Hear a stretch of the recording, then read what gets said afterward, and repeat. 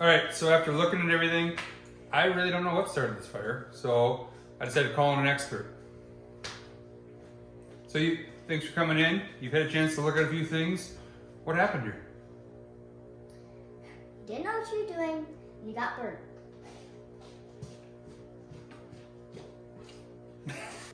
Welcome back. I'm gonna get to work on Bob.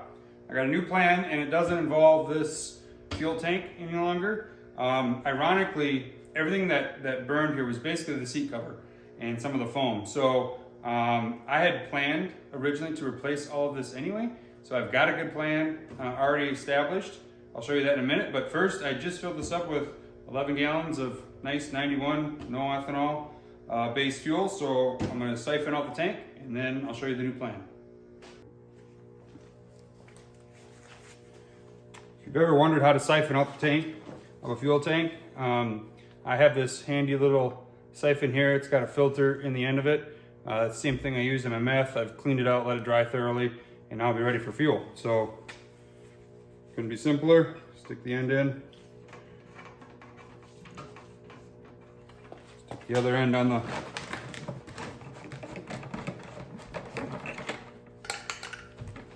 gas tank. Start squeezing.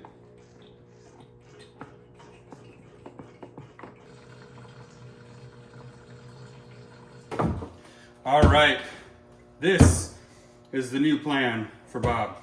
Now, what you're looking at is a Skidoo XP trail tank. So the XP trail tank is an aftermarket tank that is modeled after obviously a Skidoo XP, and I believe they raised the height about an inch or just short of that. And this will hold 13 gallons of fuel. One of the problems with Bob and pre-Bob, when it was just supercharged, was any aftermarket fuel pump in the OEM stock, I couldn't access the last 2 gallons.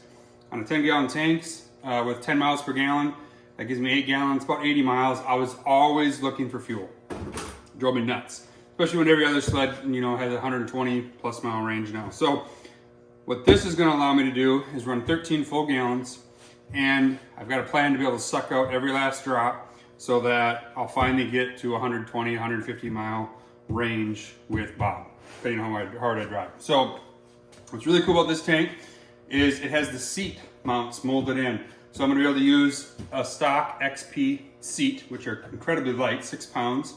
I remember the Yamaha Apex originally was like 30 pounds. And then it's also, I can put a trunk back here that clips into the seat, and the seat clips into the tank. Super cool, and all I gotta do is figure out how to bolt it down with 2 bolts on the sides here, which Skidoo also makes a very cool bracket for that. So all I really have to do is figure out how to mount this bracket to my tunnel, and then that will lock the tank down. They also have spars up here, but I'm not 100% sure that I need the spars just for holding the tank. But I do have a set of spars, and I'm going to try to come up here and then adapt that to the Yamaha subframe, or the steering gate they call it, up here, and really just try to make this kind of as OEM as possible. Another cool thing about Skidoo is they have really good trim accessories. So this trim panel will essentially, this is the wrong side, this will essentially trim out this bracket once I get this out of here, and give me kind of a nice OEM look. And the grand plan for Bob was always a nice, clean OEM plus look and a custom tunnel. So obviously I won't be able to get to the tunnel this season, but this will be the start to get this tank ready for Bob. Another cool part about this tank that I gotta give credit to my friends in Norway who figured out we'll be able to adapt the fuel sender, the Yamaha OEM fuel sender right to here. I'll bond that to the tank, so my fuel gauge will work just fine. And all I gotta do is plumb the gas line vent, which Skidoo has just a plug-in grommet connection fitting with one of these. You just drill a hole, put the grommet in, and then slide the barb fitting in, and now I have a vent. So, and then I'll show you the feed and return, because that's really cool, but I don't have that part here yet.